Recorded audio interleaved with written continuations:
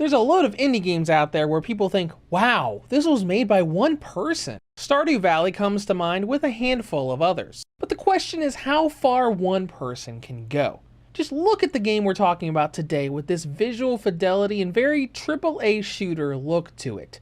Would you believe me if I said one person made this?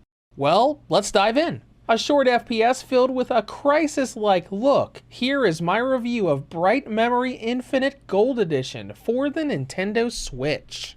With story, this is about Shelia, an agent of the SRO military group. When a strange weather phenomenon happens above her city, she's sent to investigate, only to find enemy troops everywhere and a literal black hole in the skies above. She fights through the troops as well as ancient magical creatures as she makes her way to the black hole to figure everything out. Now, I think the story has an interesting setting to it. There's definitely something here with the different organizations and what you find out about everything that's going on. There are little hints about rivalry and connections between the different characters that show up, though the game does very little to flesh out any of those connections. They show up and it's like, oh hey, these people know each other. I wonder how. And we just never find out. When it comes to gameplay, this is a first-person shooter with melee elements. As you trek through each area, you'll be platforming around and fighting off enemies with firearms and a sword. Now first of all, this is Gold Edition.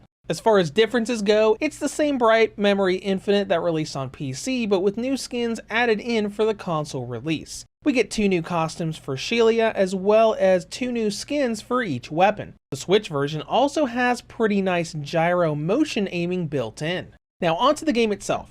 It's a fairly linear shooter where you navigate 3D areas, platforming around on occasion and fighting off waves of enemies as you make your way from point A to point B. There will occasionally be little halls to go to on the side, but more just to find collectibles for upgrades. It's a very linear game where the most confusing thing about where to go forward is finding the right ledge nearby to get on top of a building. As you play through here, it's pretty clear that they were trying to give you a AAA shooter feel. It's got cinematic scenes to show big action-y set pieces, levels for stealth and vehicle driving, and the list goes on. It checks a lot of those AAA shooter boxes throughout the campaign. And I'll admit there were a lot of what moments from me, especially when you're suddenly fighting people on top of an airplane that's still flying. Speaking of fighting, let's go into combat, the game's real shining moment. You collect 4 weapons across the game with firearms along with your sword being available. Fighting enemies is a mix of shooting them with a gun, blocking and attacking with your sword, and using telekinesis with your exosuit. The weapons themselves are fairly straightforward. You've got your standard pistol, shotgun, assault rifle, and a sniper rifle, but they each have normal bullets and special, like the pistol being able to fire grenades. And before moving on, I find the gunplay to be pretty good. It looks and feels great, especially when you have that really big push and feel when you fire off a grenade and that explosion makes a giant boss stagger. But the guns aren't what make this game fun with combat. It's combining those guns with your sword and exosuit. The sword can be held in front of you to deflect and block bullets like you're the cyborg ninja from Metal Gear Solid. But you can also attack with the sword, launching enemies into the air or assaulting them with a hyper quick flurry of slashes until they die or your suit has to recharge energy. And that fun goes further with the exosuit. This allows you to send EMPs into enemies to damage them or pull them close and freeze them in the air for you to fire at them being defenseless. Or you can hold them in the air while you ruthlessly slice their limbs off with the sword. That's what I loved doing, and it was such a thrill to see them suspended and Shelia just rapid slashing them into pieces. All of this really makes the game fun, though you won't do that much damage at first, at least outside of the firearms. There is an upgrade system as you find collectibles throughout the game, essentially letting you increase the damage and learn new abilities for the sub-weapons, sword, and exosuit. It works pretty well for the most part, but many of the later upgrades, one of which you pretty much need for the final boss, isn't really available until you max everything out, and by that point you're already at the end of the game. Though you do have New Game Plus to carry over everything to a new run, assuming you stay on the same difficulty.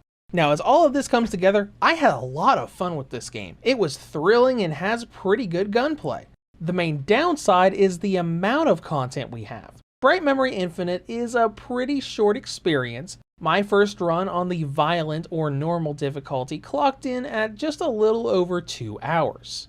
Not very long here, and that just adds to what I said in the story section about many plot elements not really fleshed out in a way that it seemed they would. It's a nice little adventure, just not a long one. Now for presentation, what most people talk about with this game regardless of the platform.